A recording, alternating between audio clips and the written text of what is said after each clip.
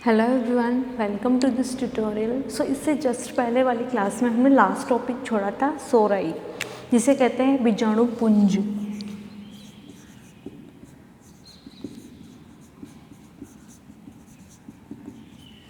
तो अगर मैं इसके स्ट्रक्चर की बात करूं तो जैसे कि ये वाला एक सेक्शन है,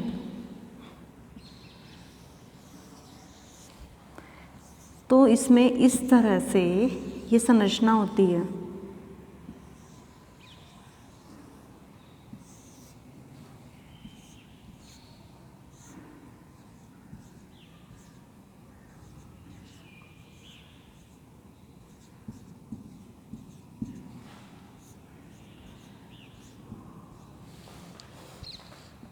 तो ये जो पोर्शन होता है इसे सोराई कहते हैं। सोराई को एक्चुअल में या मैं स्पोरोकार्प की बात करूँ यहाँ, तो स्पोरोकार्प को एक तरह से स्पोरेंजिया की तरह हम ले सकते हैं, जिसमें कई सारी स्पोरेंजिया पाई जाती है। वह संरचना कौन सी हो गई? स्पोरोकार्प। और ये जो सोराई होती है इसे हम स्पोरेंजिया की तरह समझते हैं, क्योंकि इसमें कई सारे स्पोर्स होते हैं। तो ये जो संरचना होती है ये सोराई होती है।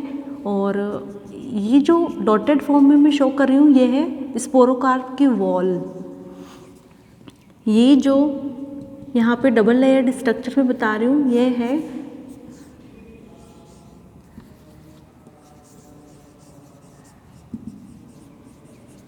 जिलेटिनस रिंग, जो मैंने बताया था कि वो प्रकीर्णन में सहायक होती है या स्पोरोकार्प के प्रस्फुटन में सहायक होती है।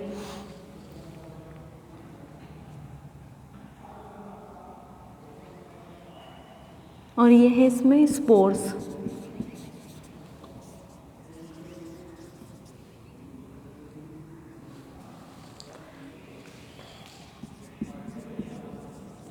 तो मैं एक बेसिक सी सोराई के स्ट्रक्चर की बात करूं, जिसमें ये एक सेक्शन लिया गया है, ये हॉरिजॉन्टल सेक्शन है। तो आप देख सकते हो कि इसमें इस तरह से इन सोराई का अरेंजमेंट होता है, और इस तरह से ये सोराई जिलेटिनस रिंग से आवृत रहती है। और इसमें शीर्षस्थ पार्ट पे मेगास्पोरेंजिया पाई जाती है। और इस तरह ये जो पोर्शन है ये इसमें संवहन बंडल या वेस्कुलर स्ट्रैंड को दर्शा रहा है। तो सोराई मीन्स बीजाणुपुंज। सोराई स्पोरोकार्प में द्विकपाटीय भाग के दोनों वॉल्स पे स्थित होती है। ध्यान रखना, ऐसे वॉल हो गई स्पोरोकार्प की, तो ये दोनों वॉल्स पे स्थित होती है यूं। तो सोराई का अरेंजमेंट अगर मैं बात करूँ, इसकी पोजीशन की बात करूँ, तो सोराई स्पोरोकार्प के द्विकपाटीय भाग के दोनों ओर पंक्ति में उपस्थित होती है, एक रो बनाती है। ठीक है, ये द्विकपाटीय वॉल हो गई, इसके दोनों ओर पंक्ति में स्थित होती है। और ये जो सोराई होती है ये दोनों भित्तियों पे पंक्ति में अरेंज होती है, एक रो में अरेंज होती है। और ये जो सोराई होती है ये एक दूसरे से एकांतरित क्रम में या अल्टरनेटिव प्रेजेंट होती है। मीन्स यहाँ पे एक कपाट पे या एक वॉल पे यहाँ पे सोराई आ गई, दूसरी यहाँ आएगी, तीसरी यहाँ आएगी, चौथी आएगी।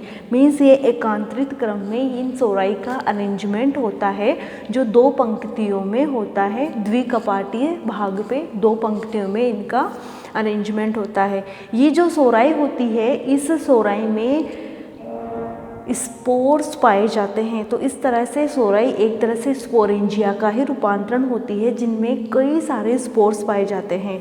ये जो सोराई होती है ये सोराई स्पोरोकार्प की एक उभारनुमा संरचना से जुड़ी हुई होती है, जिसे कहते हैं रिसेप्टिकल।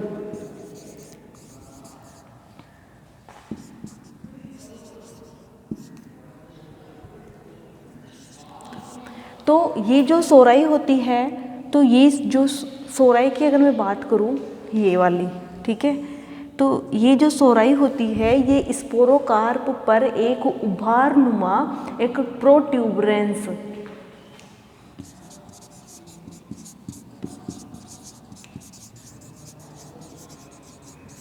तो एक उभारनुमा संरचना या प्रोट्यूबरेंस पे स्थित होती है या अटैच होती है, इस उभारनुमा संरचना को रिसेप्टिकल कहते हैं। तो सिंपल वर्ड्स में कहूँ तो रिसेप्टिकल क्या है, सोराई को स्पोरोकार्प से जोड़ने वाले वृंत को या उभारनुमा संरचना को यहाँ पे रिसेप्टिकल कहा गया है। ये जो सोराई होती है ये एक इंडूशियम द्वारा आवृत होती है।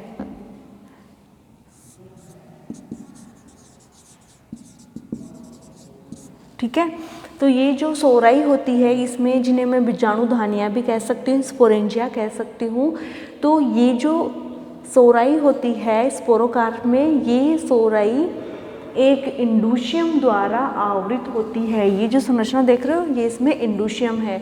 तो ये जो सोराई होती है वो इंडूशियम द्वारा आवृत होती है। और इस सोराई में अगर मैं कंप्लीटली बात करूँ इसके वर्टिकल और हॉरिजॉन्टल सेक्शन को मिक्स करके, कि ये स्पोरोकार्प की वर्टिकल और हॉरिजॉन्टल दोनों काट है, क्षैतिज और ऊर्ध्व काट, तो मैं दोनों को कंपैरेटिवली बताऊं तो ओवरऑल 2 पंक्तियों में इसमें स्पोरेंजिया पाए जाते हैं या सोराई पाई जाती है। तो ये जो सोराई होती है ये द्विकपाटीय भाग पे लगी हुई होती है और ये 2 रो में या पंक्तियों में लगी हुई होती है। ये जो पंक्तियाँ होती है या ये जो सोराई होती है ये एक वॉल की सोराई दूसरी वॉल की सोराई से एकांतरित क्रम में लगी हुई होती है। और इन सोराई में माइक्रोस्पोर व मेगास्पोर्स का निर्माण होता है। माइक्रोस्पोर्स छोटे वृंत द्वारा जुड़े हुए होते हैं और माइक्रोस्पोरेंजिया जो होती है इन सोराई में, वो माइक्रोस्पोरेंजिया बड़े वृंत के द्वारा जुड़ी हुई होती है, जबकि मेगास्पोरेंजिया जो होती है वो छोटे वृंत के द्वारा अटैच होती है। तो इसके सेक्शन को देखने पर हमें ये दिखाई देता है कि इसमें शीर्ष भाग की तरफ मेगास्पोर्स पाए जाते हैं और दूसरे भाग में इसमें माइक्रोस्पोर्स पाए जाते हैं। मीन्स इनका अरेंजमेंट कैसे होगा वो देखो कि इसमें ये जैसे वॉल है तो वॉल पे ये स्पोरेंजिया लगी हुई है, तो इसमें जो मेगास्पोर्स होते हैं वो शीर्ष भाग पे लगे हुए होते हैं और इस मेगास्पोरेंजिया के पार्श्व तरफ या एक तरफ, ठीक है, इनकी पार्श्व लेटरल साइड्स पे, पार्श्व सतह की तरफ ऐसे, और इसकी लेटरल साइड्स पे माइक्रोस्पोर्स लगे हुए होते हैं। तो मेगास्पोर्स की कंडीशन कैसे हो गई, एपिकल, और माइक्रोस्पोर्स की लेटरल। ठीक है, तो इस तरह से ये है, यहाँ पे मेगास्पोर्स लगते हैं और यहाँ पे माइक्रोस्पोर्स लगे हुए होते हैं। तो देखने पर शीर्ष भाग की तरफ मेगास्पोर्स दिखाई देते हैं और इस मेगास्पोर्स की लेटरल साइड्स पे लंबे वृंत से अटैच माइक्रोस्पोर्स लगे हुए होते हैं। और ये जो स्पोरोकार्प होते हैं, इस स्पोरोकार्प के दोनों तरफ जिलेटिनस आवरण पाया जाता है, ये जिलेटिनस रिंग पाई जाती है। ये जो स्पोरोकार्प होती है इसका चाहे आप सेक्शन लॉन्गिट्यूडनल लो या ट्रांसफ़र लो, या मैं यूँ बात करूँ हॉरिजॉन्टल या वर्टिकल कोई भी सेक्शन लो, इसमें जो जिलेटिनस रिंग होती है वो 2 वलयों के रूप में या 2 रिंगों के रूप में उपस्थित होती है। ये जो जिलेटिनस रिंग होती है वो क्या करती है, जलरागीय प्रकृति की होती है, हाइड्रोलाइटिक प्रकृति की होती है। इट मीन्स जब इनमें डेहिसेंस या प्रस्फुटन का टाइम आएगा, विस्फुटन का टाइम आएगा, तब ये जेल नमी को अवशोषित कर फूल जाती है और वहाँ से फट जाती है। तो इस तरह से ये ओवरऑल स्पोरोकार्प की स्ट्रक्चर होती है। सो अब हम बात करते हैं इसमें प्रस्फुटन की। तो मैंने बता दिया कि इसमें प्रस्फुटन कैसे होता है। अब हम बात करते हैं यहाँ पे इनके अरेंजमेंट की, कि इनका अरेंजमेंट कैसे होता है। ओवरऑल हमने बात कर ली कि इसमें ऐसे स्पोरेंजिया होती है जिन्हें सोराई कहते हैं, ये एक विशेष प्रकार की संरचना में बंद होती है जिसे स्पोरोकार्प कहते हैं। इनमें जो सोराई होती है वो 2 पंक्तियों में लगी हुई होती है और एक पंक्ति की सोराई दूसरी पंक्ति की सोराई से एकांतरित क्रम में होती है। जो मेगास्पोरेंजियम होती है या जो मेगास्पोर्स होते हैं वो छोटे वृंत से अटैच होते हैं, जो माइक्रोस्पोर्स होते हैं वो बड़े वृंत से अटैच होते हैं। इनमें जिलेटिनस रिंग पाई जाती है और ये सोराई एक आवरण से आवृत होती है जिसे इंडोशियम कहते हैं, और ये सोराई स्पोरोकार्प में जिस संरचना से अटैच होती है उसे रिसेप्टिकल कहते हैं। ये तो ओवरऑल इसकी बात हो गई। इसमें मैंने सारा कुछ कवर कर लिया, इसके हॉरिजॉन्टल इसके वर्टिकल सेक्शन दोनों की बात। अब मैंने इसकी डेहिसेंस को भी पढ़ा दिया। अब देखो इसमें जो इनका अरेंजमेंट होता है वो कैसे होता है, मीन्स अरेंजमेंट ऑफ सोराई या स्पोरेंजिया।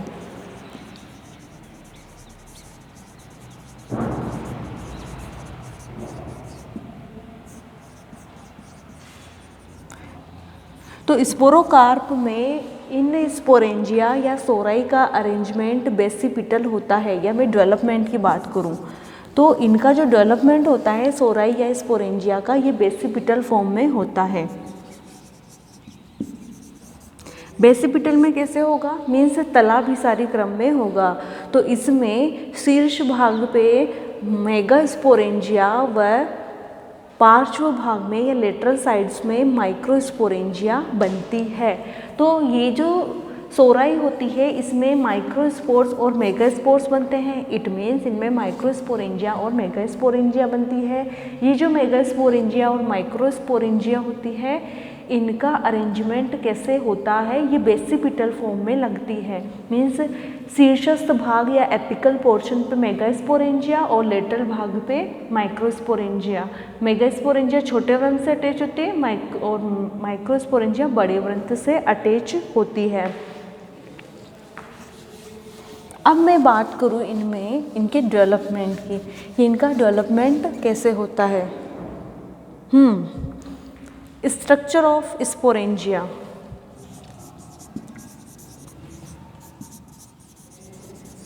तो डेवलपमेंट की बात की तो मैंने कहा कि इसमें बेसिपिटल फॉर्म में स्पोरेंजिया का डेवलपमेंट होता है।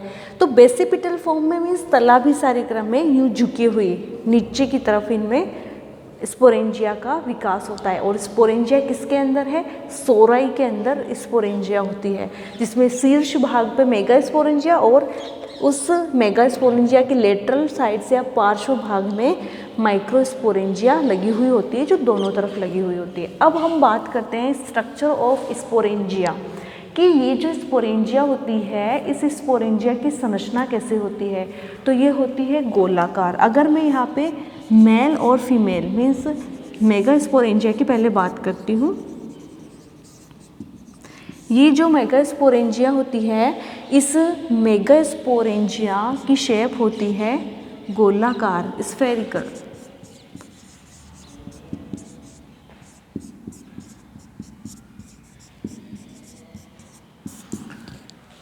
तो मेगास्पोरेंजिया के स्ट्रक्चर की बात करूँ तो इसमें मेगास्पोरेंजिया शीर्ष भाग पे बनती है या एपिकल पोर्शन पे बनती है। ये जो मेगास्पोरेंजिया होती है वो स्फेरिकल या गोलाकार शेप में होती है। इस स्पोरेंजिया का निर्माण या डेवलपमेंट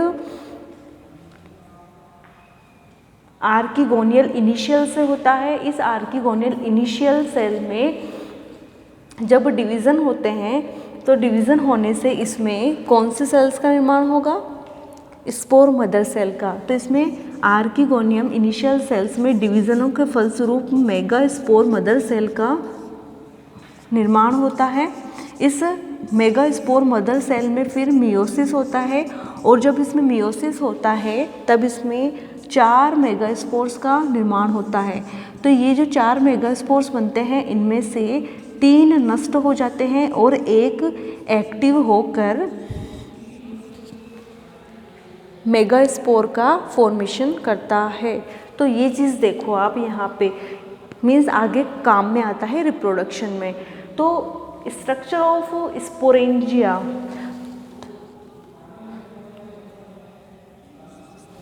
तो इसमें मैंने मेगास्पोरेंजिया के बारे में बता दिया। तो मेगास्पोरेंजिया स्फेरिकल या गोल शेप में होती है, शीर्षस्थ भाग पे इसका निर्माण होता है। इसका निर्माण आर्किगोनियम इनिशियल सेल से होता है, और इसमें जो मेगास्पोर मदर सेल होती है इस मेगास्पोर मदर सेल्स में मियोसिस के थ्रू हैप्लॉइड मेगास्पोर्स का निर्माण होता है। इन मेगास्पोर्स में से 3 नष्ट हो जाते हैं, सिर्फ एक ही आगे एक्टिव मेगास्पोर की तरह कार्य करता है और आगे गैमेटोफिटिक जनरेशन को ये चलाते हैं।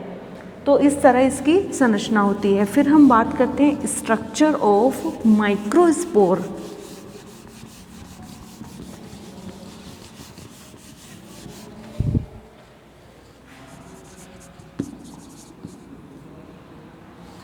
Structure of microsporangia. तो ये जो माइक्रोस्पोरेंजिया होती है ये ओव्यूलर होती है, मीन्स अंडाकार होती है।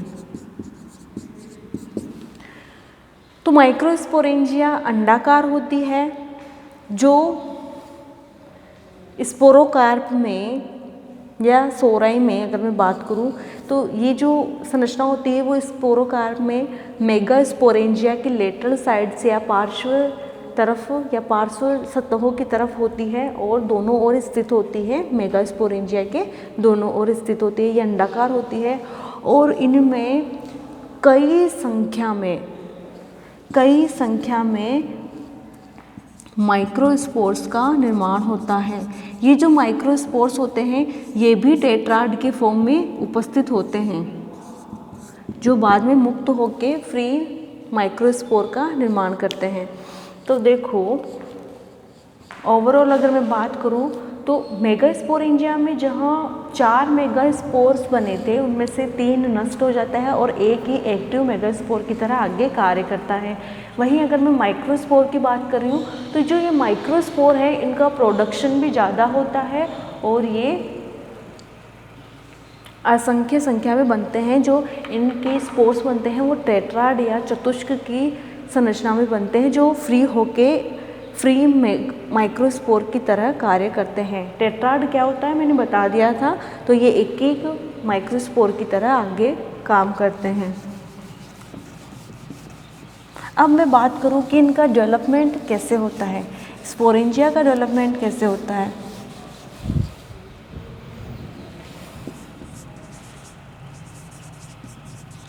तो ये जो डेवलपमेंट है ये लगभग सभी टेरिडोफाइट्स में लगभग समान है।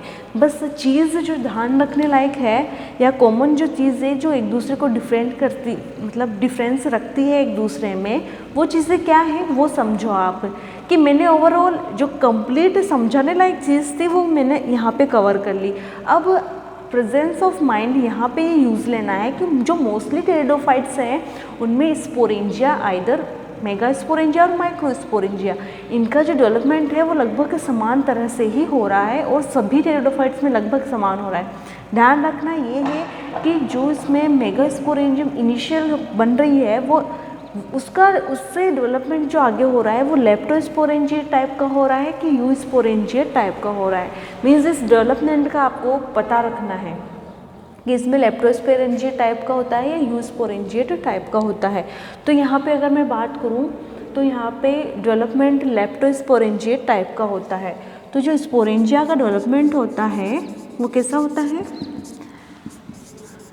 लेप्टोस्पोरेंजिया टाइप का। तो इस में क्या होता है, लेप्टोस्पोरेंजिया टाइप के स्पोरेंजिया डेवलपमेंट में, ये टर्म मैंने समझा दिया आपको। लेप्टोस्पोरेंजिया टाइप का स्पोरेंजिया डेवलपमेंट कैसा होता है, यूस्पोरेंजिया टाइप का कैसे होता है।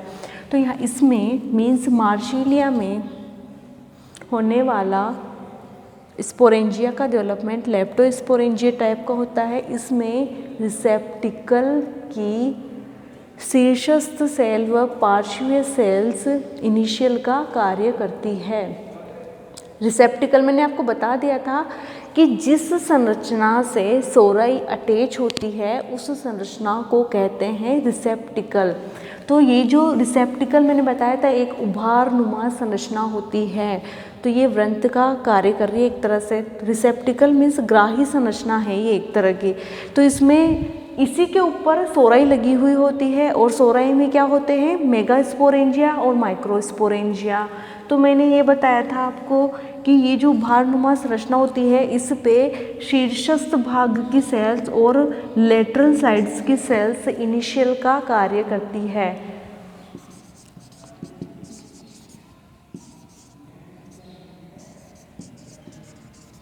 तो शीर्षस्थ भाग की सेल्स और लेटरल साइड्स की सेल्स इनमें इनिशियल का कार्य करेगी। तो जो शीर्षस्थ भाग की सेल होती है वो मेगास्पोरेंजियम का निर्माण करेगी और जो लेटरल साइड्स की सेल्स होती है वो माइक्रोस्पोरेंजियम का निर्माण करेगी।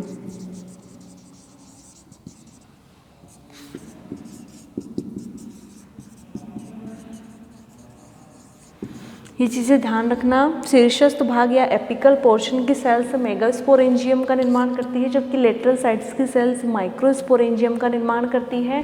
और ये जो सेल्स भाग लेती है इनमें रिप्रोडक्शन में या इन स्पोरेंजिया के डेवलपमेंट में जो भाग लेती है उसे इनिशियल सेल कहते हैं। तो यहाँ पे होगा आर्किगोनियल इनिशियल। आर्किगोनियल इनिशियल क्यों कहा हमने? क्योंकि ये मेगास्पोरेंजियम का डेवलपमेंट कर रही है, इसलिए इसे आर्किगोनियम इनिशियल कहा। और जो माइक्रोस्पोरेंजियम का डेवलपमेंट करने वाली प्रथम कोशिका होती है या जो भी कोशिका होती है जो माइक्रोस्पोरेंजियम का डेवलपमेंट शुरू करती है उससे एंट्रीडियल इनिशियल कहते हैं।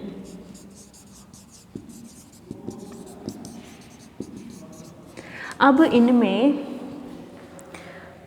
पेरिक्लाइनल डिवीज़न होता है जिससे इनर और आउटर सेल का निर्माण होता है, दोनों में सेम प्रोसेस चलती है। तो जो माइक्रोस्पोरेंजियम होता है उसमें इनर सेल एंट्रीडियल सेल या एंथ्रोसाइड सेल की तरह कार्य करती है, जो जिसे मैं मदर सेल भी कह सकती हूँ। तो जो एंट्रीडियल इनर सेल होती है वो एंथ्रोसाइड सेल का निर्माण करती है। इस एंथ्रोसाइड सेल में डिवीज़न होके एक तरफ टेपिटम का निर्माण होता है। टेपिटम की जो कि न्यूट्रिटिव लेयर है या पोषक स्तर होता है, ये जो पोषक स्तर होता है ये बनने वाले माइक्रोस्पोर्स को पोषण प्रदान करने का कार्य करता है। और ये जो टेपिटम होती है वो सबसे इनर मोस्ट लेयर होती है माइक्रोस्पोरेंजियम की। तो एंथ्रोसाइड सेल में डिवीज़न से क्या हो रहा है कि जो प्राइमरी आर्किगोनियल एंथ्रीडियल सेल है, इनिशियल से दो सेल बने आउटर और इनर। तो इनर सेल को यहाँ पे एंथ्रीडियल सेल कहा हमने, प्राइमरी एंथ्रीडियल सेल। तो इनिशियल सेल जिसे हमने प्राइमरी एंथ्रीडियल सेल कहा, इसमें डिवीज़न होने से दो सेल्स बनी।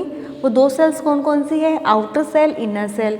इनर सेल से एंथ्रोसाइड सेल्स का निर्माण हो रहा है जो एक तरफ टेपिटम का निर्माण करेगी, दूसरी तरफ एंड्रोजोइड्स या स्पर्म का निर्माण करेगी। टेपिटम पोषक स्तर का कार्य करती है जो डेवलप होते हुए माइक्रोस्पोर्स को पोषण प्रदान करने का कार्य करेगी। और जो आउटर वॉल या आउटर सेल होती है वो बारंबार डिवीज़न करके जैकेट सेल्स का फॉर्मेशन करती है जो चारों ओर स्पोरेंजिया के वॉल्स का निर्माण करते हैं। फिर आ जाते हैं हम मेगास्पोरेंजियम पर। सेम इसी तरह इसमें डिवीज़न होंगे, एंटीक्लाइनल डिवीज़न से आउटर और इनर सेल बनेगी। जो आउटर सेल होती है वो भी लेयर या वॉल सेल्स का निर्माण करती है। और जो इनर सेल होती है जिसे सेंट्रल सेल कहते हैं, ये सेंट्रल सेल क्या करेगी? इनमें जो सेंट्रल सेल होती है वो central cell megaspore mother cell में डिवाइड होगी। मेगास्पोर मदर सेल फिर मेयोसिस होगा और मेगास्पोर्स का निर्माण होगा। तो ये प्रोसेस मैंने पिछले वाले टेरिडोफाइट्स में समझा दी जो इसमें क्लोजली सिमिलर है। तो इस तरह इसमें डिविजन्स का यही ध्यान रखना है कि कौन सी सेल किसका निर्माण कर रही है। और इस तरह से इसमें मीन्स माइक्रोस्पोरेंजिया और मेगास्पोरेंजिया का डेवलपमेंट होता है। इससे आगे वाली क्लास में मैं नेक्स्ट टॉपिक शुरू करूँगी। अभी के लिए इतना ही। Thank you.